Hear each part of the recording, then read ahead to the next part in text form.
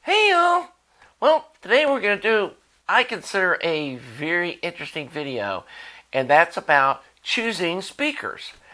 And I think this is one of the more difficult parts of getting your system all in synergy or in sync or working well together.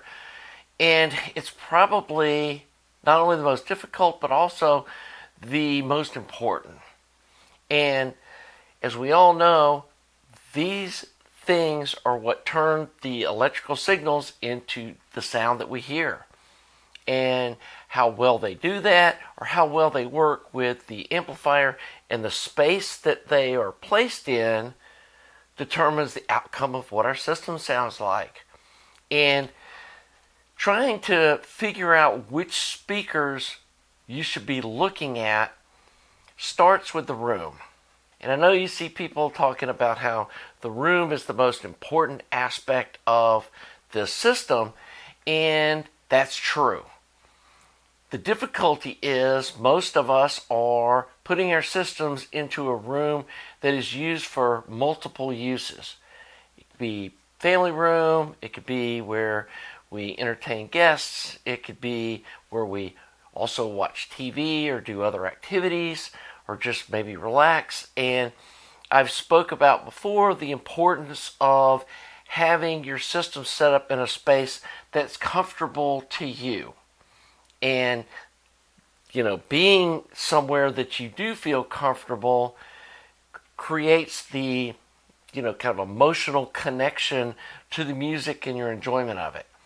And, I see some of these folks that are like the true audiophiles that have like listening rooms, and you've got like, speakers at one end of the room, perfect distance from the wall, and you've got your high-end, baffles and treatments all throughout the room, and then you've got a couple of chairs, or maybe one chair, centered in the room with maybe a little table next to it, and that's it. And I personally wouldn't feel comfortable in a room like that. I mean, to me, it almost feels like almost a jail cell. I mean, it's so void of other things that it just doesn't feel natural to me. And so we're going to focus on systems that are put into maybe more challenging environments. And you have to take all of those challenges and limitations into consideration when you're choosing a pair of speakers. And in my case, and I know I've had some of you purists just trash the way I have my system set up, but hey, it's the way that works in that room in my house and the way I want to have the room set up. And I've got this kind of big bay window area that's got, an unused space that's the perfect size to put like a little table where I can put my amp on it and put the phono stage next to it. And I've got the, RCA jacks on the side of the amp where I can run the cables real short, and I've got everything all set up. I got a little table, and, for my turntable off to the side. I can put my speakers up there, and it doesn't disrupt the use of the room for folks coming over to visit, sitting around, the table with the chairs all facing each other. And I know a lot of people have their room set up with the entertainment system is the focal point of the room, where in my house I have the room set up where interacting with each other as human beings is the main focus. And then I've worked my entertainment stuff in around that main function. And so I know it's not ideal, but I've managed to come up with a system that sounds really great in that space. So, number one consideration is your room. If you got to have speakers that are designed to be, on stands 2 feet out of the room, make sure that works for the room that you've got. And if that's not the way you can set up your room, and the speaker's got to be up near the wall to be aesthetically pleasing to you and the other people that live in your house or that you share your life with, then that's probably a more important consideration than how great the speaker performance is keeping the people that you love in your life happy. So we're all dealing with that too. And so that said, let's talk about the different kinds of speakers and their functions and how they work in the space that they're put in. Now, for me, these smaller bookshelf speakers make sense. They can be kind of tucked out of the way a little more than having big floor standers. I would have to put floor standing speakers like out in the room, and we'll get in on those Klipsch Chorus speakers that someone gifted me a couple of years ago, and why I struggled to make those work and actually sold them to another viewer and the issues that they had and all that stuff, and now they're in a happy home. But they weren't a happy speaker for my house. It turned my house into a listening room instead of a living room, which again, that's not the purpose of this room. So I hope I'm not being too redundant there talking about that. So let's kind of move into which speakers have worked well for me and maybe the difference between these two guys. Because on first appearance, they look very similar, but they do work very differently. So the space where I put my speakers in this bay window area has that kind of shell amphitheater effect that really reinforces the bass, which makes speakers with small drivers like this perform well, and I don't use a powered sub. So that's another thing to consider, is if you want to use that, if you got space in your room for one, and all of that, if you like the sound of having the sub frequencies coming from a separate speaker. I like everything going through the tube amp. So that's something to consider as well. Again, I know I've got a placement of speakers that's going to reinforce the bass, so I can get away with smaller drivers like these. Now, this is a rear ported speaker, but it's also got a very small bass port, and it's got a small driver.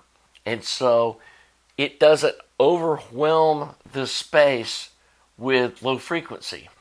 This speaker, sort of the same thing. It's got this omnidirectional bass port where some of the bass comes out the front, the sides, the back, and so it doesn't overwhelm the natural bass amplification that my placement gives speakers. So the main difference between these speakers, ribbon tweeter versus concentric tweeter. And this tweeter gives a little, I wouldn't say brighter, more detailed presentation. And you can hear that it has more of a kind of airy, open sound to it. It almost has that sound of being in an outdoor concert versus being in a concert hall, if that makes sense. And I really enjoy that kind of open, airy feel that this speaker has as part of its presentation. But to get that effect and to get that sound, the speakers have to be towed pretty precisely to your listening position. And I'm actually like off center, not between the two speakers, so I need a setup that has more of that kind of wall of sound where the speakers just kind of disappear into the room, which is a difficult thing to achieve. But I have learned that with my system set up with these speakers, my position, laying on the couch with my head kind of propped up against the back or whatever, that position is the one place in the room that it really sounds nice. And normally I'm listening by myself, just closing my eyes, kind of meditative, listening to some of my favorite jazz music, and that works great for me. But if you need to have that same sound presentation at multiple seats in the room, that's where these concentric driver speakers shine.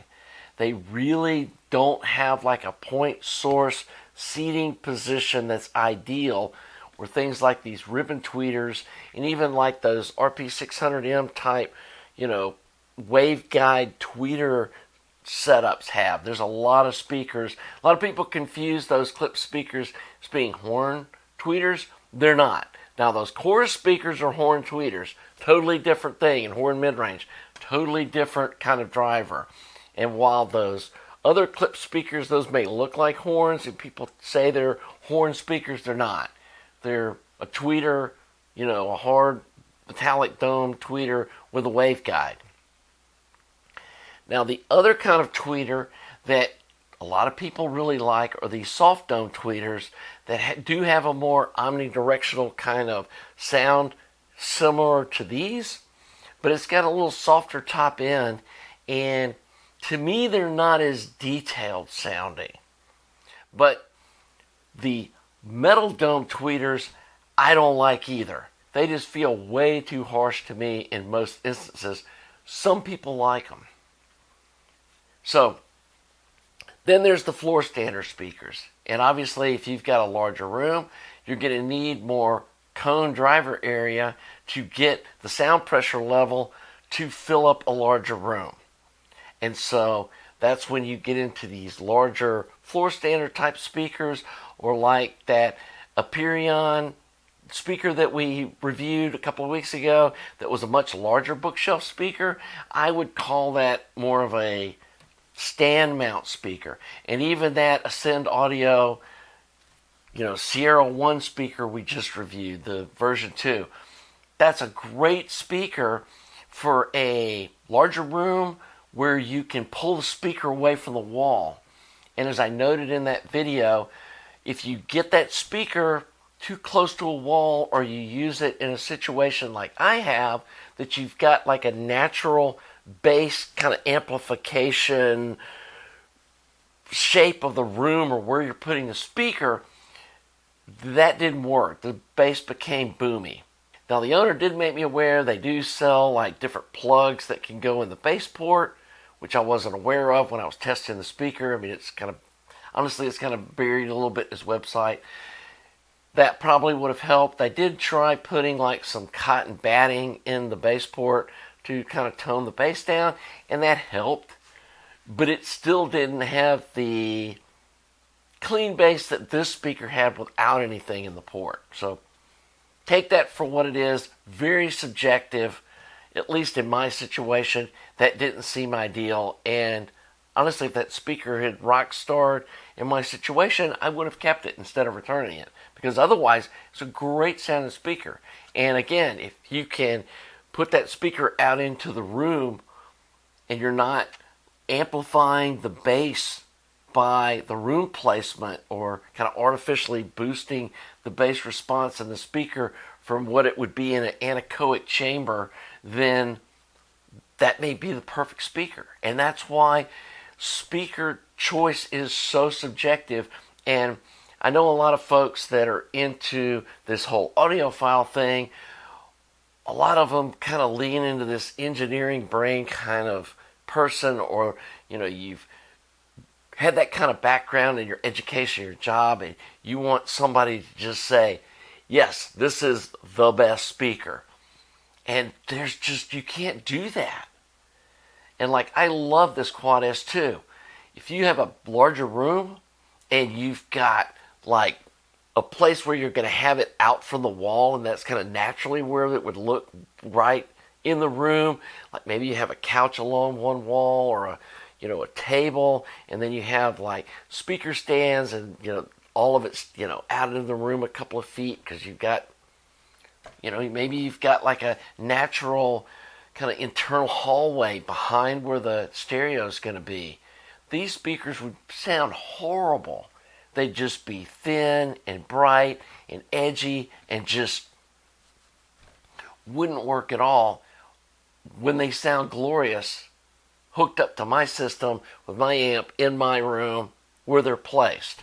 And so you really have to take that into like the main consideration. So I think we've talked enough about the room. So number 2, what sound pressure level do you like listening at? And that's going to determine several things. So you need to have some way of measuring that. I have a little sound pressure level meter that I bought off Amazon. It was about $15. I'll put it in the link below in case you're interested in one. I also think you can just use your cell phone. They have like dB apps. I use this other little thing because I can just keep it near my listening position when I'm demoing stuff, so I can ensure that like A, being different amplifiers or preamps or whatever, I can go, yep, or at 82 dB, I know I'm not getting influenced by just one of them being louder than the other. And it's like, ooh, that sounds better. It's like, yeah, it's at 85 dBs, and that was at 82. So measure your sound pressure level, and then talk to the whoever you're buying the speakers from, and give them that information. Me personally, I listen usually between 80 and 82.3 dB, something like that. Never at 90. That's too loud to me. And I like to keep it below 85. And that's a comfortable listening level to me. If I get down in the mid 70s, I just feel like it's not, like the music's not powerful enough to really override the rest of my thought, noise, emotion, whatever. That's what it takes to like get in my soul, if that makes sense, where I can actually feel some bass and that whole thing.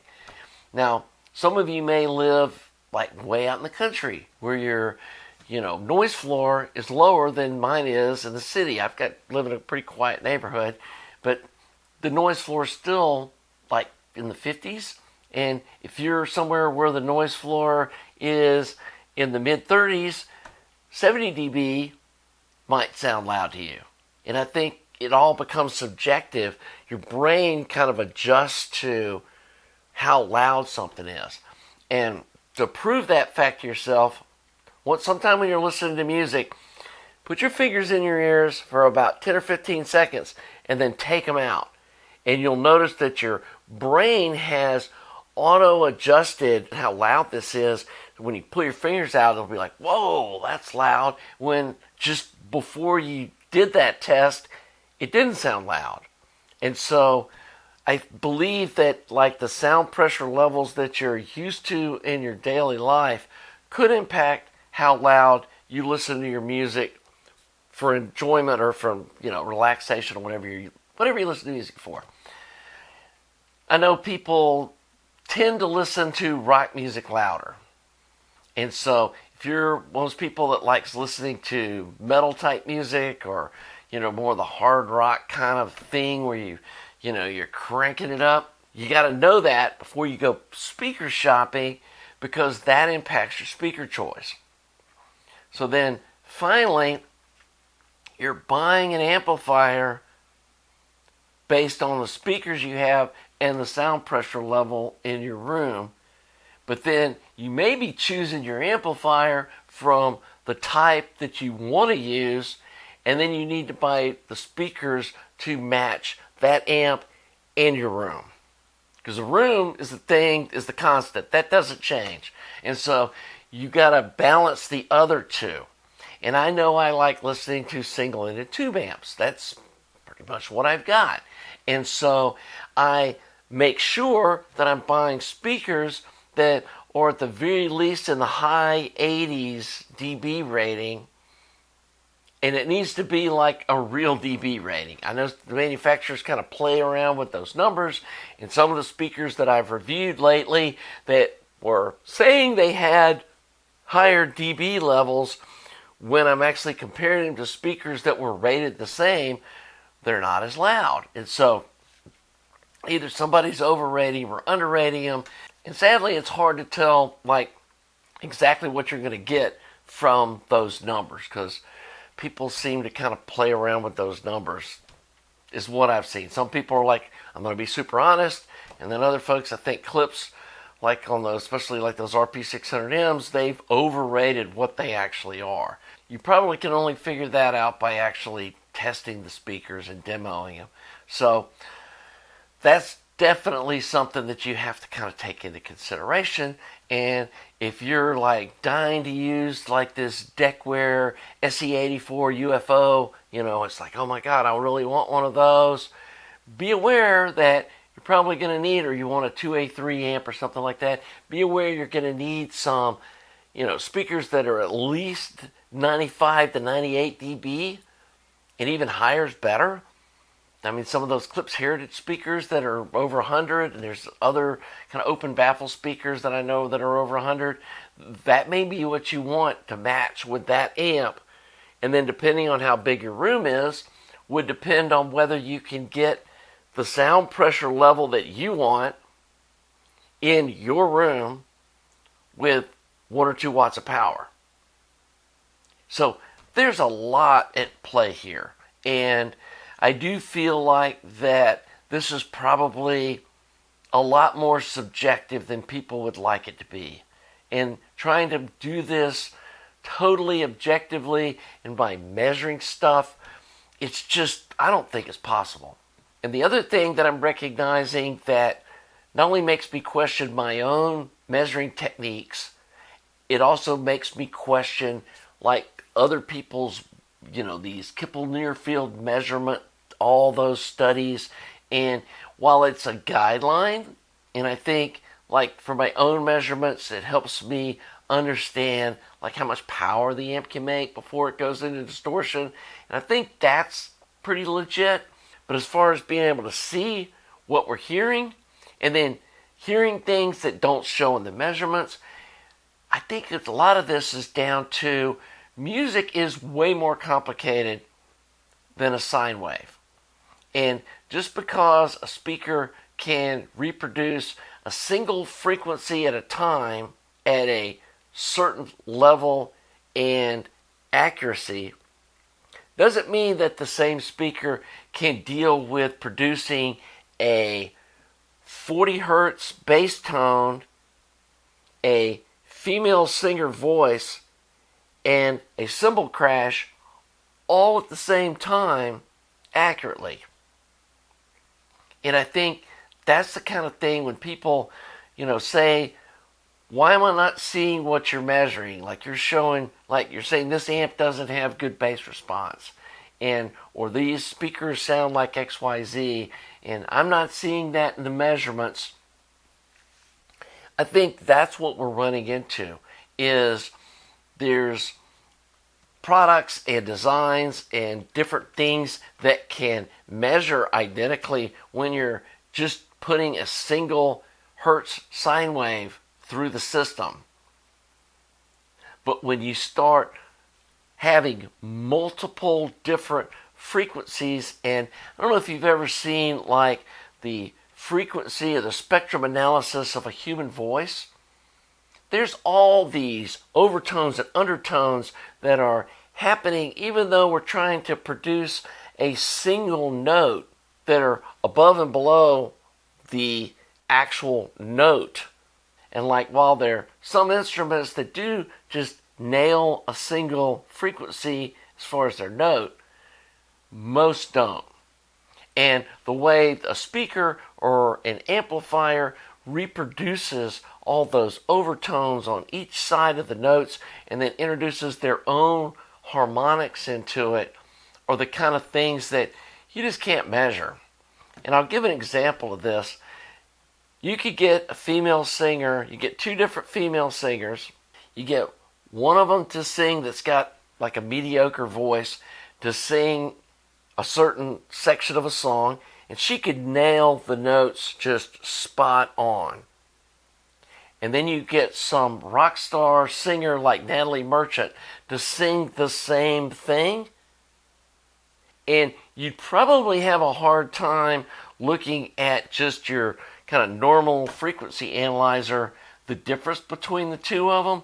But when we listen to them as human beings, their voices sound totally different. And it's how we can answer the phone and you hear somebody's voice and you recognize it. That's really subtle stuff, people. And if we can distinguish individual people by listening to their voices and their frequencies are very similar, there's way more going on in this audio stuff than just a sine wave on a scope. So I really think we just have to accept the fact that there's things going on with this audio gear that you're not going to see in measurements and get past that. And while the measurements can kind of lead us in a direction, they're not going to solve the problem. At the end of the day, you've got to demo stuff and listen to it in your environment, with your amp, with your source, and with your ears, with the kind of music that you enjoy, and see if you like the way it sounds. And that's why it's important to have a good return policy on any speakers or really any gear that you're buying, that you need to be able to demo it in your space and see if it works for you. Anyway, that's kind of it on my choosing speaker video, and I hope you've enjoyed this. I do want to thank the viewer who sent me this beautiful coffee mug. I don't know if you can really see. It's got, looks like a preamp circuit design on the back, that he handmade this for me, and then it's got the fun front. So thanks again to you viewers. That, guys, when you send me this kind of stuff, it's just like, wow, you must really appreciate what I'm doing. And you know, I get folks dropping donations on my website, which I don't beg for, but it's like, you know, people are like, wow, you really helped me out with my MuserShare X7. Thanks for that. And you know, drop me a little donation. That's super appreciated. And this is obviously just kind of a fun video. I'm not expecting people to drop donations for this, but appreciate you Patreon supporters. Hope to make more videos like this, kind of explaining more general kind of audio stuff, and maybe not as technically focused, because I'm starting to learn that there's parts of this hobby that just can't be technically explained. So anyway, I am going to do an update video too on those Chorus speakers and what the viewer that bought them has done and kind of his subjective opinions. If any of you have those types of speakers, what he's done to fix them. And again, those were a pair of speakers that were never going to work in my space, in my room. And you have to accept things like that. Even if you've got some speakers that are known to be like, you know, classic, excellent, these are, you know, these are it kind of speakers, they may not work for you. So anyway, this video is just going on way too long. This is a good place to end it. And until the next time, have a nice day.